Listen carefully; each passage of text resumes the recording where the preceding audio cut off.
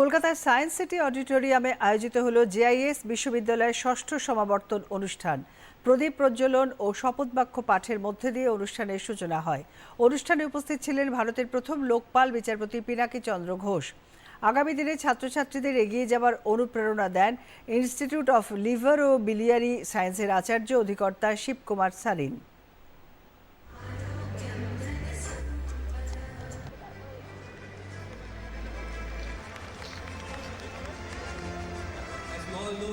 A moment of proud, not only of the students but also of the faculty members as well as of the university, that the door of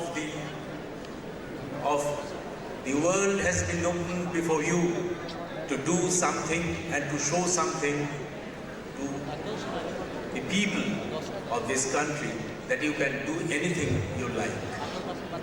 On graduation, you get a degree, but you also should realize कि कितना सारा अभी जानने के लिए बाकी है.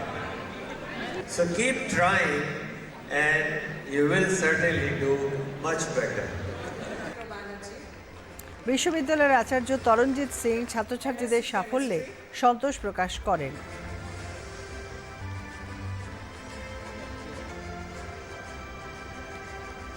इस कॉन्ग्रेगेशन है, बच्चे खुश हैं, उनको गोल्ड मेडलिस्ट सिल्वर मेडलिस्ट सब में दिया है। पीएचडी किए हैं बच्चे, पीएचडी किए हैं। ভালো লাগে মানে বাচ্চাদের এটা তো ইউনিভার্সিটি রিসার্চ অ্যান্ড এইসব বাচ্চাদের জন্যই তো আছে, মানে দে উইল বিং আজকে ওরা ম্যাচিওর্ড হয়ে গেল।